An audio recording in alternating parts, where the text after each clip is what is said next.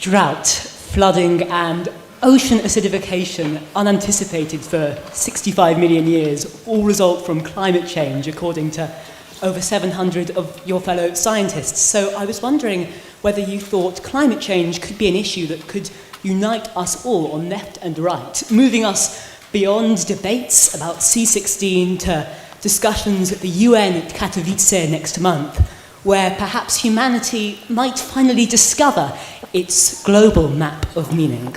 No.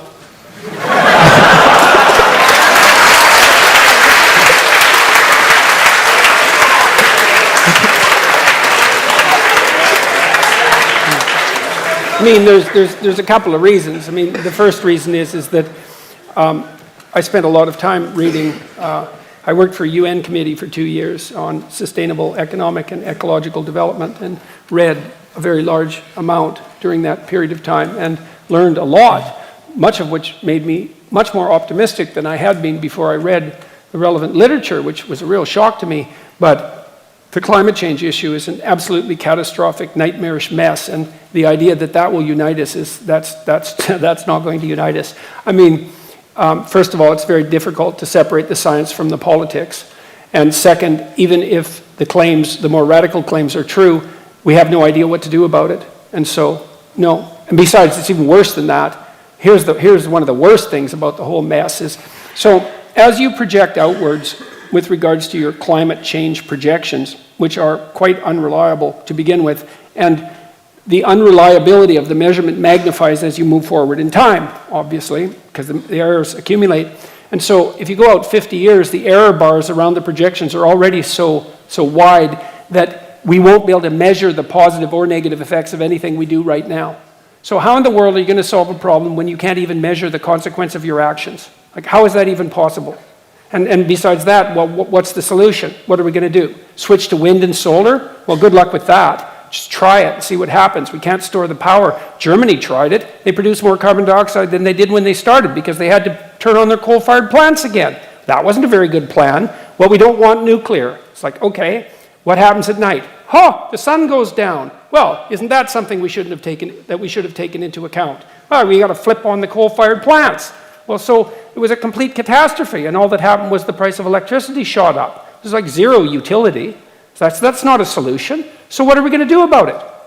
Well, we should cut back. We can't consume as much as we are all consuming. It's like, well, maybe, except the data that I've read indicate that if you can get the GDP of people up to about $5,000 a year, then they start caring about the environment, and the environment cleans up. So you could make a perfectly strong case, I think, and a reasonable one, perhaps even a humane one, that the actual idea would be to get everybody in the world who's poor, desperately so, out of poverty as fast as possible, which would increase consumption in the short term, because then they'd start to care about the environment and things would clean up. It's like, okay, well, what are we going to do about global warming? Well, good luck figuring that out. I don't see a solution on the horizon. I look at Bjorn Lomborg's work. I really like Bjorn Lomborg. I think he's a real genius. You can look him up if you want.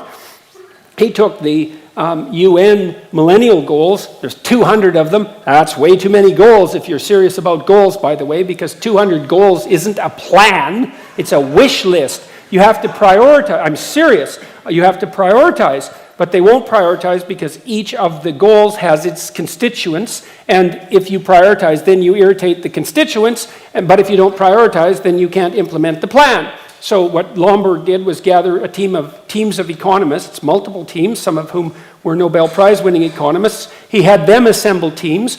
He had them rank order development goals in terms of their return on investment, all of the teams. Then he averaged across the teams and came up with a final list. And addressing global warming wasn't even on the list.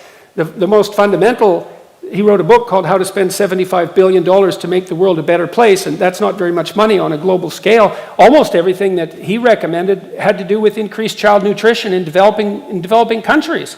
It's like, these things are complicated, man. These are complicated. It's like, well, let's fix global warming. It's like, okay, well, good luck with that.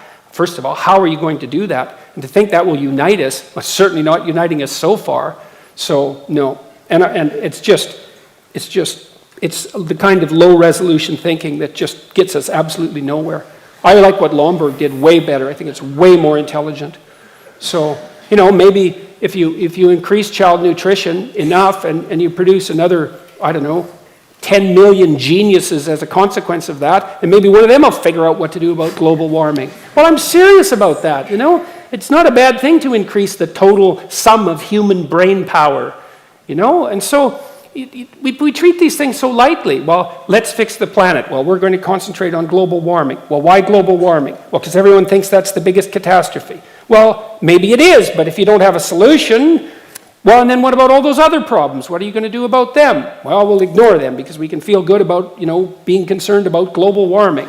It's like, you know, one of the reasons there's more trees in the northern hemisphere than there were 100 years ago. No one knows that, but it's true, and by a substantial margin. You know why, in part? Because people burned coal instead of wood. It's like everyone says, well, we shouldn't burn coal. It's like, okay, fair enough. What do you want to do, burn trees instead? Because that's what poor people would have done. It's like, coal isn't good. Well, it's better than burning wood.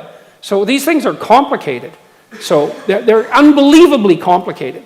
And so, no, it's not going to unite us. And we're not going to do a damn thing about it either. So it doesn't really matter. So, well, what are we going to do? You're going to stop, like, having heat? You're going to stop having electricity? You're going to stop driving your cars? You're going to stop taking trains? It's like, you're going to stop using your iPhones? You're not going to do any of that. And no wonder. So, no. Thank you for that. Just over here.